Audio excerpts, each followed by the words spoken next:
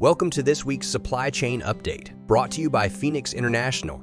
The Port of Los Angeles has reported a promising increase in cargo handling this past September. A total of 748 Thor 40 TEUs were managed, reflecting a 5.4% rise compared to the same month last year. The growth was significant in both import and export segments, with imports surging by 14% and exports skyrocketing by 55%.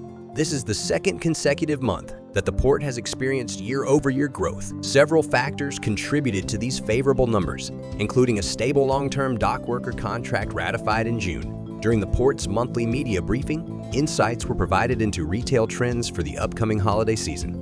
Global fashion retailer Shein is making strategic moves in Brazil. The company announced plans to collaborate with 330 local suppliers and logistics providers across 12 states in the nation. Their ambitious plan aims for 85% of sales in Brazil to be generated from locally produced products by the year 2026.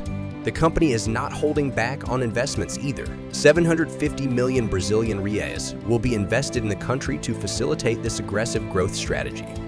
As the busy end-of-year shopping season approaches, many American delivery services are adjusting their pricing strategies. While some are implementing seasonal surcharges, the U.S. Postal Service has taken a different route.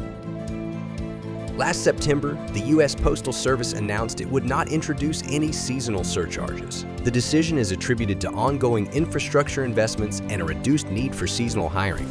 Moreover, other major delivery services have indicated they won't impose surcharges this year either. Amazon has rolled out two types of robots, named Sequoia and Digit, in its Houston logistics warehouse. Sequoia is engineered to integrate with multiple robot systems and significantly improve the speed of item recognition and inventory storage.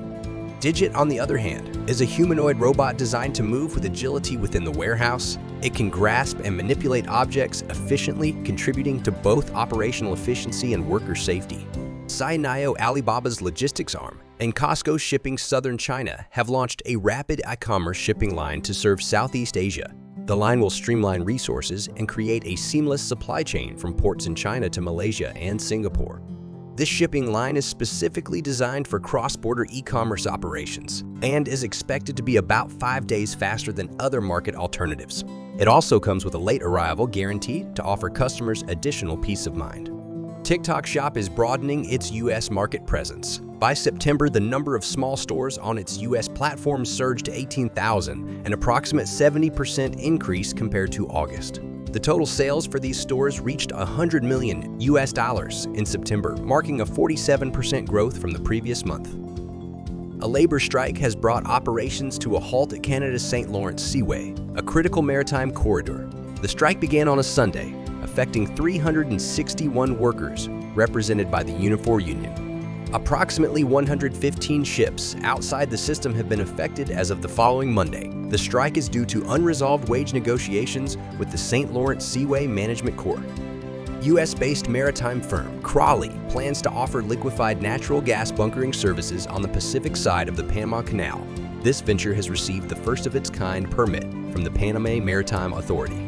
Operations will feature ship-to-ship LNG transfers and are expected to commence in 2024. They will also include cryogenic tank cool-down options. Hurricane Otis hit the resort area of Acapulco in southern Mexico with wind speeds reaching up to 165 miles per hour. Warnings have been issued about life-threatening storm surges and potential landslides. Communication has been challenging and roads have been blocked. Schools have been canceled across the region as a safety measure. The American Transportation Research Institute has released a study showing an increase in congestion-related expenses for the trucking industry. These costs reached $94.6 billion in 2021. States like Nevada, Louisiana, Georgia, and California witnessed the largest jumps in congestion costs. The study outlined that these costs were 22.4% higher than those in 2020 and 27% higher than in 2016. And that concludes our update on the global supply chain. Thank you for joining us. We will continue to monitor these developments and keep you informed. You can follow us on LinkedIn and YouTube for more supply chain related updates.